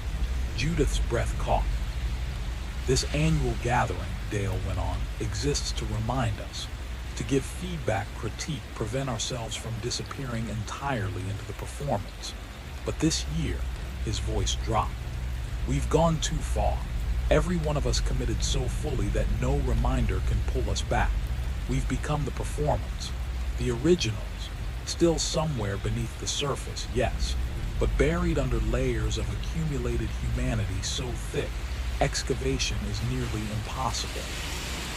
Judith's eyes roamed the room, Dale, Renata, Geneva, the others. Fear, doubt, and the shocking clarity of their reality pressed down on her. They had crossed the line from imitation to being. The walkers had become human, not by choice, but by obsession, by relentless commitment to the illusion. And now, in the dim basement, surrounded by the storm outside and the echoes of their own deeds, she understood the terrifying truth. Once you give yourself entirely to the performance, the world outside can no longer reach you. You are human, yes, but only because you were never meant to be. Judith sat back, letting Dale's words sink into her like a cold, sharp truth. It wasn't just theory anymore. It was the only explanation that fit the gnawing wrongness she had carried for months. She felt herself stretched thin, both herself and someone else entirely, both original and echo, both human and something beyond human. She was a masterpiece of consciousness, a performance so perfect it had become self-aware, forgetting it had ever been acting. Sai moved silently, a shadow among shadows. He had freed himself while Dale was talking, stretching like a predator, testing the space around him. Age, youth, it was impossible to tell which he wore tonight. Then he spoke, voice calm, resonant, almost intimate. Dale was close, mostly right, but missing the essential point. This wasn't accidental. The deep immersion wasn't a mistake. It was deliberate, the very purpose of their annual gathering. They competed in silence and observation, each year sharing stories, dissecting performances. And the walker who committed so fully that even other walkers couldn't distinguish them from their role, this was the victor. The prize was total assimilation, losing oneself in the performance until the mask didn't cover the face. It became the face, the ultimate mastery and the ultimate annihilation. A sudden shudder rattled the building. Something immense slammed against the outer wall, not debris, not wind, too precise, too deliberate. Dale pressed his ear to the door, inhaling and exhaling slowly, a predator measuring patience. Then came the rhythm, 3 knocks, pause, 3 knocks, pause.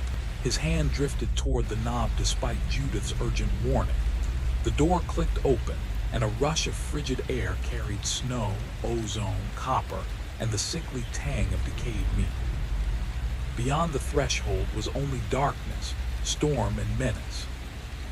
Dale paused at the edge, posture rigid, every muscle tense. He became statuesque, frozen in the way a hunted animal freezes when caught in the predator's gaze. Geneva called his name. He turned, face unchanged, but the eyes too aware, calculating, betrayed everything. The door locked behind him with a single, deliberate click. His smile lingered, precise and removable, like a mask he could take off at will. "What did you see?" Judith asked, voice tight. "Nothing," he said, but his tone carried a weight. "Everything, a space between." Sai moved to the window, testing the lock. Thick glass, reinforced, always locked. The lights flickered, casting shadows that shifted like living things. Dale stepped closer into the room, the storm's presence outside making the basement feel smaller, more suffocating, more alive with threats unseen. Every heartbeat, every movement carried the echo of a truth they could no longer ignore. The performance had already begun to consume them all.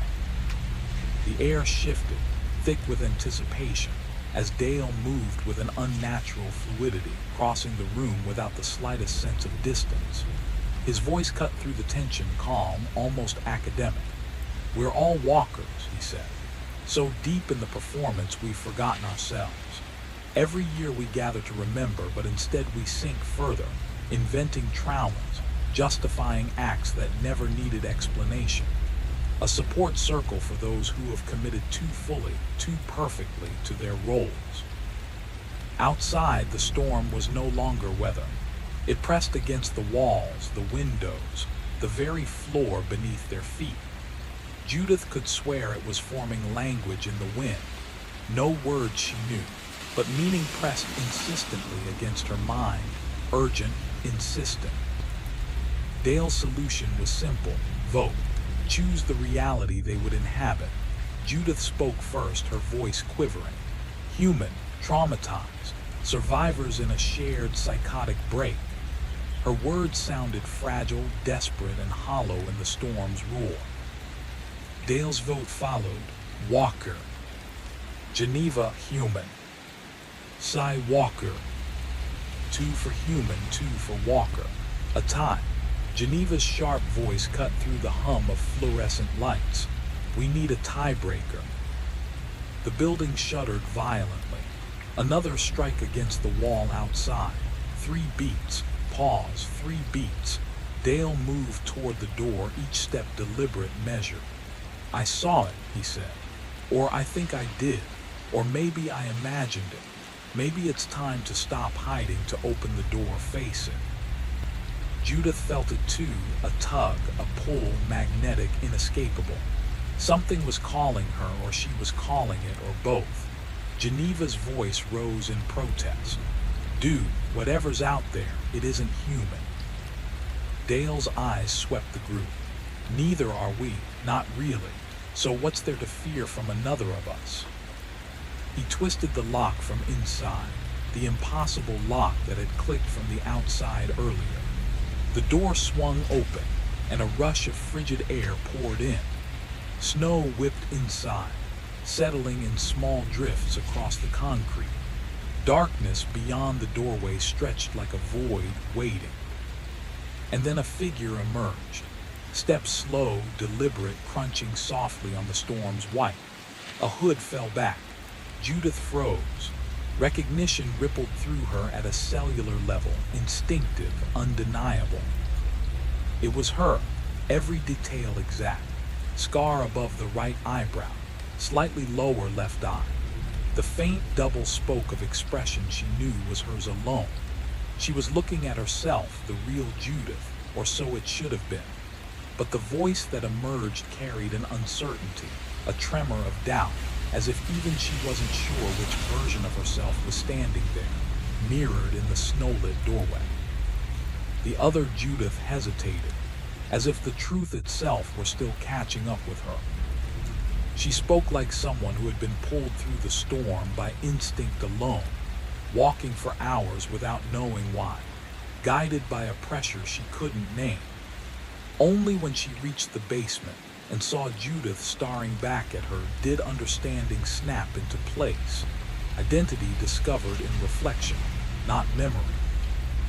Maybe she hadn't existed until that moment.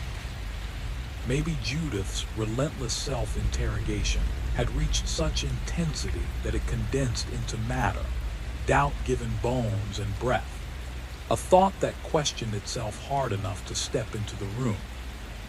Or maybe she'd always been real, split away months ago, years ago, living a life that ran parallel and unseen until the storm, the gathering, the shared fracture in reality pulled her home like a signal.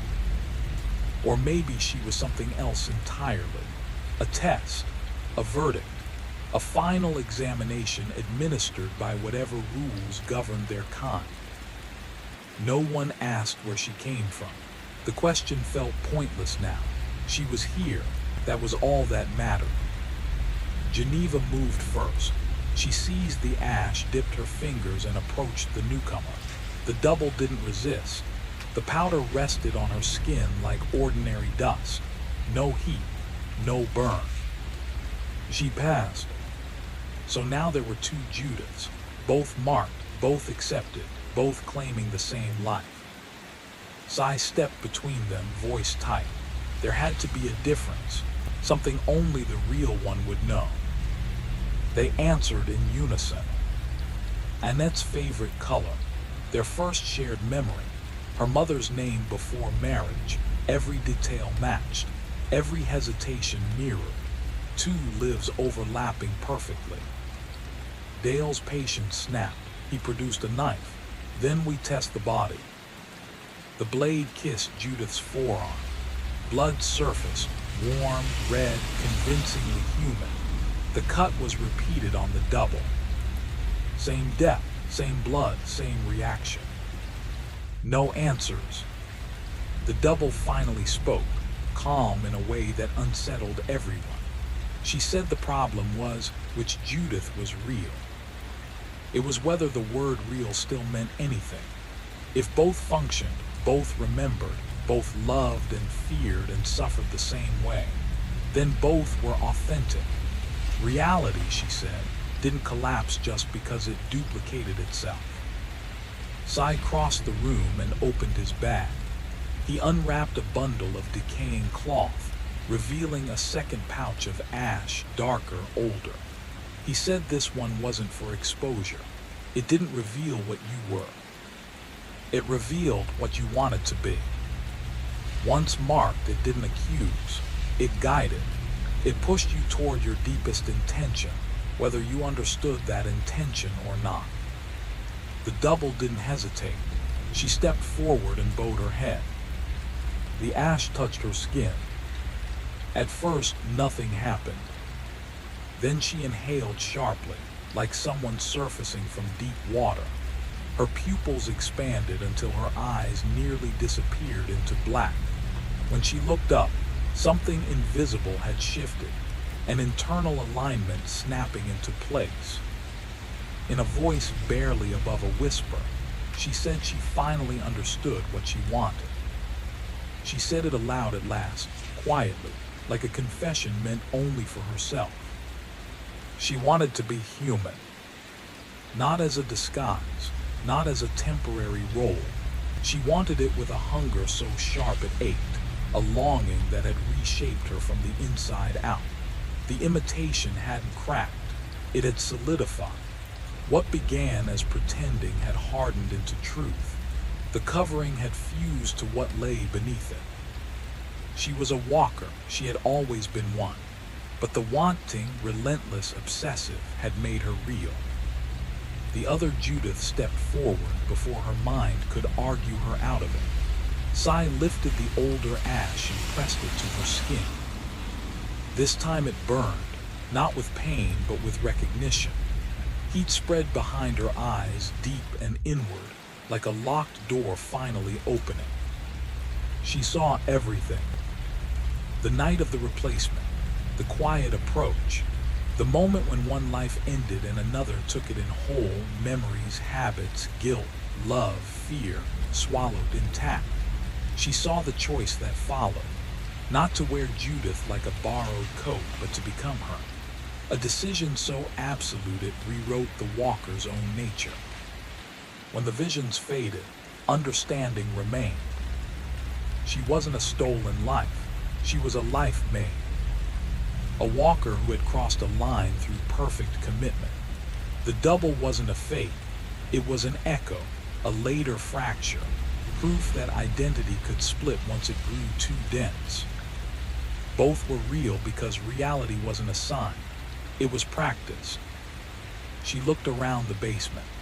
No one spoke, but recognition spread through their faces like frost. Geneva's fingers hovered at her throat again. She admitted she'd known for weeks. She'd come here hoping agreement would make her human. That belief, shared by enough witnesses, might solidify her claim. Dale stared at his hands at the place where the wound no longer existed. He said he'd been meant to guide this meeting, to help others process trauma. But something had gone missing between his office and this basement. A blank stretch of road. Now he understood why. The man who'd driven here wasn't the original. Renata spoke next. She corrected the name, different woman, same ending. She confessed she hadn't been the victim in her story, she'd authored it. She had eliminated the woman she replaced and then written herself a memory where she was the one betrayed. A cleaner narrative, easier to inhabit. Sai marked himself last. His gaze emptied, then returned altered. He described watching a grandmother teach a boy about walkers and seeing himself hidden nearby, studying every word, every gesture, preparing. He'd taken the boy's place years ago. The brother he'd spoken of never existed. That story had been assembled piece by piece from observation and research. 5 figures stood beneath flickering lights, surrounded by broken furniture, bloodstains, ash, and the wreckage of borrowed lives. Geneva said there was still a choice. They could leave when the storm lifted, go back to their homes, continue the roles, love, work, grieve, grow old, perform humanity so flawlessly it no longer felt like performance. Or they could stop. There were old methods, she said, ways for walkers who were tired of walking, protocols passed down for those who no longer wished to pretend. No one answered immediately.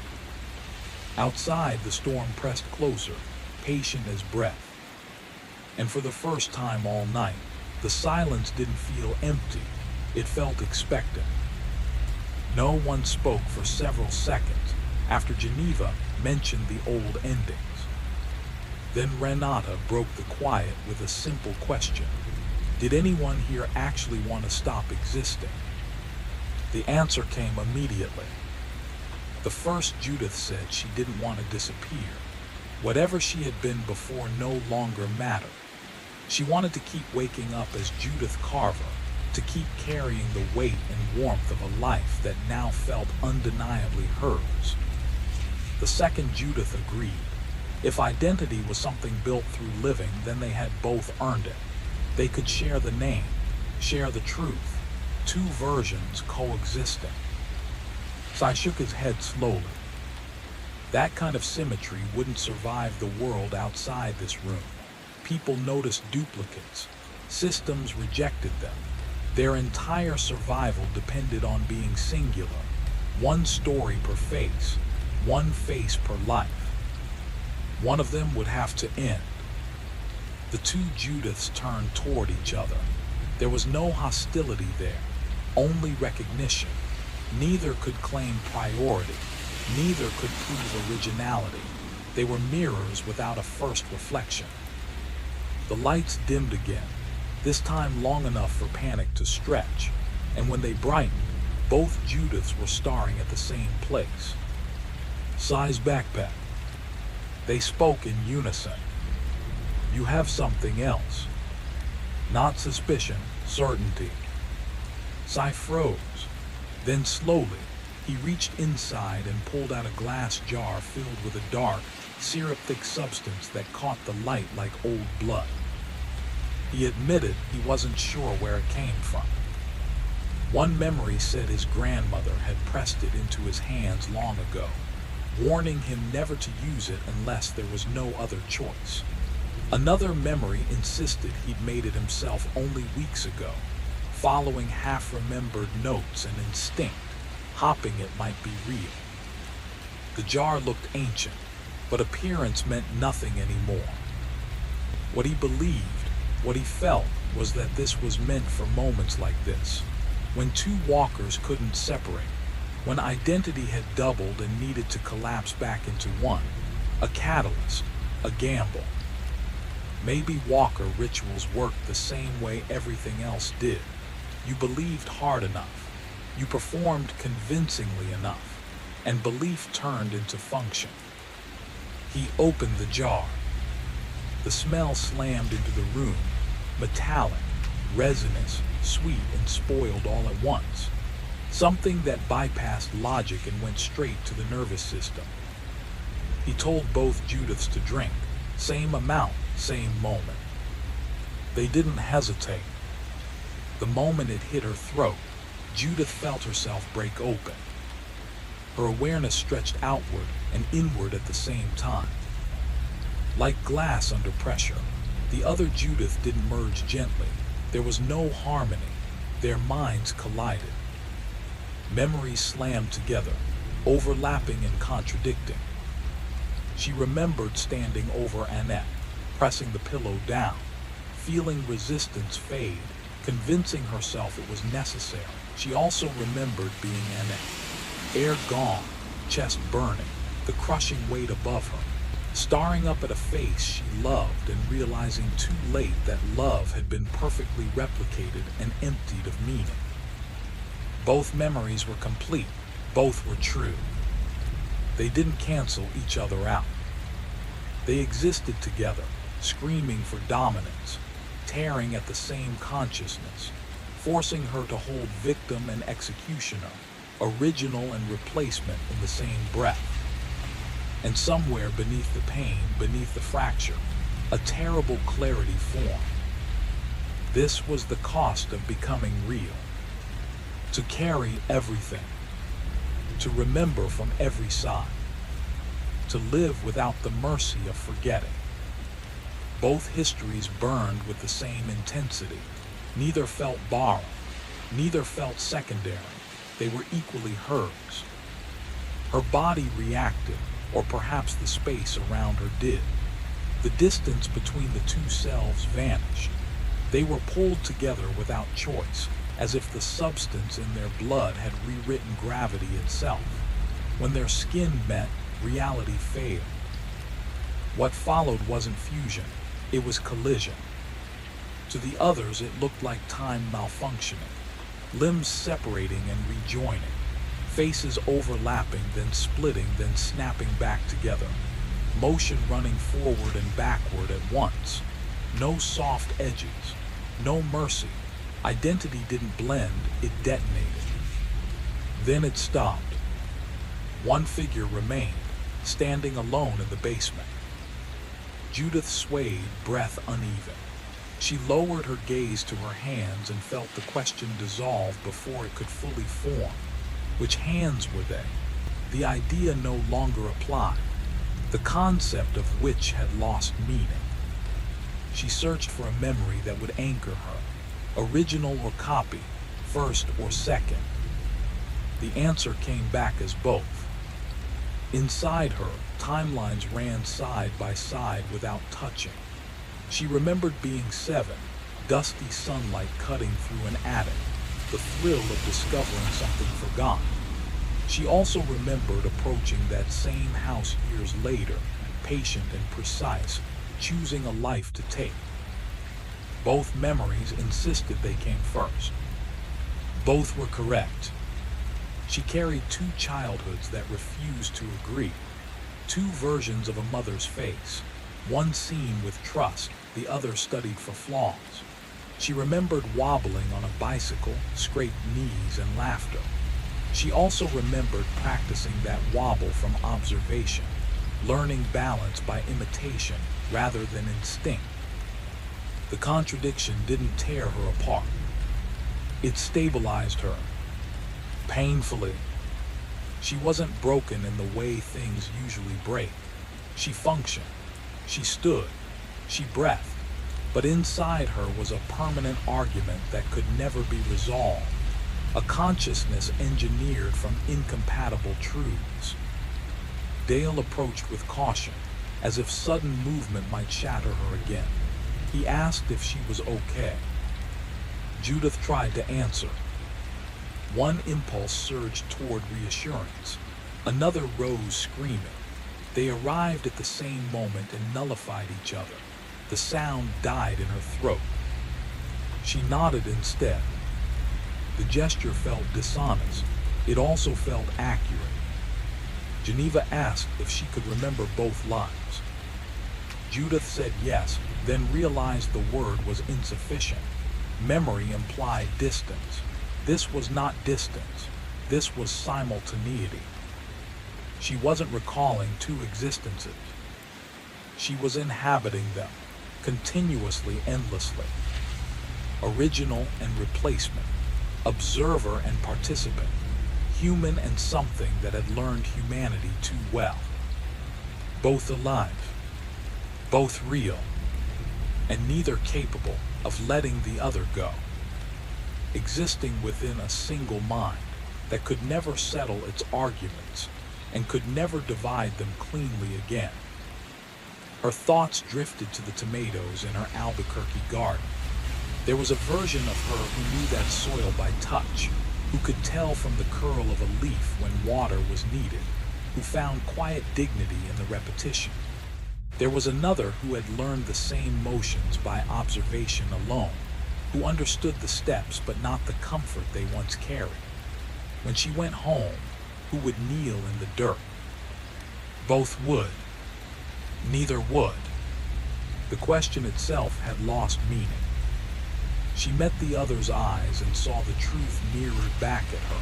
Not pity, not fear alone, but comprehension. They saw what the ritual had produced, not an answer to divided identity, but its preservation in amber, a contradiction made permanent. She wasn't a fix. She was proof, a living demonstration of the question that haunted them all. Was reality in the act or in the one performing it? In the mask or in the face it claimed to hide? The answer offered no comfort. It was both, always without appeal. Cy sealed the jar and slid it back into his pack. His voice was low, almost ashamed. The stories had promised wholeness, transcendence, a rising above the fracture. They had lied. What stood before them was not enlightenment, but something colder, a mind locked in endless civil war, stable enough to walk and speak, intact enough to pass unnoticed, yet damaged in a way no time could mend. Judith, every Judith, the sum of them, felt a sensation that hovered between surrender and despair. One of her had wanted an ending. One of her had wanted continuation. Now she would have both. She would exist in a state that was neither living nor dying, but a third condition entirely. A continual unraveling paired with continual construction, an unending transition. She would go back to Albuquerque. She would tend the garden. She would inhabit Judith Carver's routines and obligations. One self would remember how to do it. The other would relearn it endlessly. Dale tried the door. It opened without resistance. Outside, the world was still locked in white, drifts piled 3 feet high, but the sky had begun to clear. Morning eventually would come. He said they were trapped for a few more hours. Geneva suggested they use the time to decide what followed. They had all admitted what they were. There was no more hiding behind implication. The question remained, what now? Renata spoke first. She said she would continue as she was, not out of convenience but duty. The life she'd taken would be lived fully, carefully, as a form of restitution. If she couldn't give the woman back her years, she could at least make those years matter. Dale agreed. To abandon the lives they'd stolen would be another kind of killing.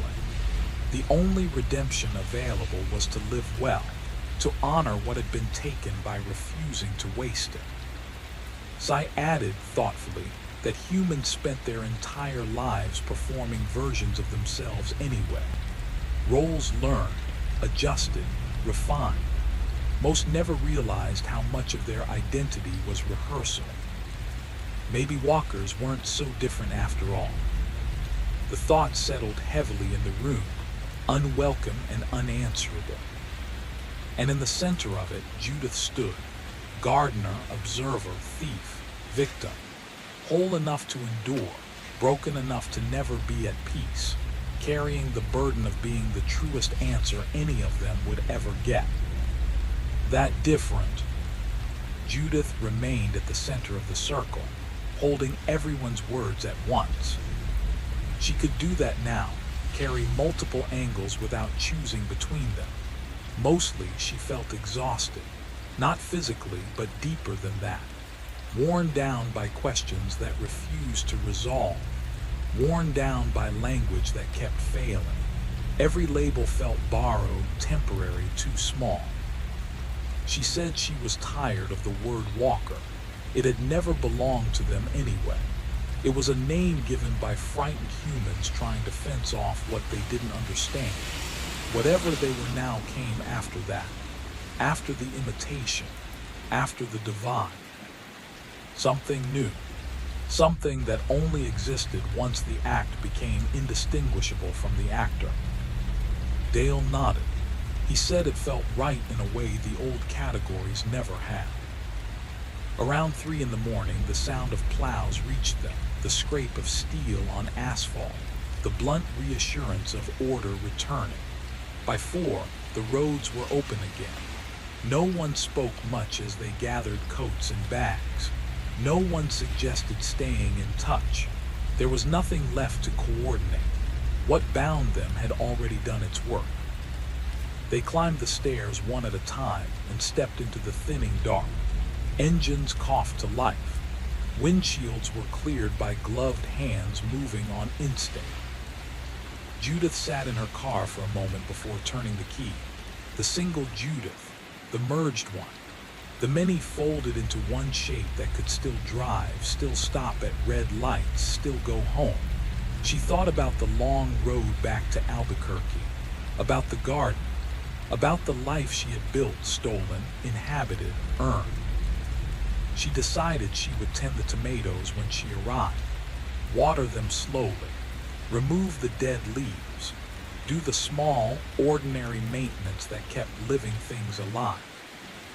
It felt like the right choice, not because it proved anything, but because it didn't need to. She started the engine and pulled onto the highway. The others did the same, their headlights briefly aligning before splitting apart, each vehicle taking its own direction. Behind them, the community center fell back into silence. The basement would sit empty until it was needed again. The fluorescent lights would hum to no one.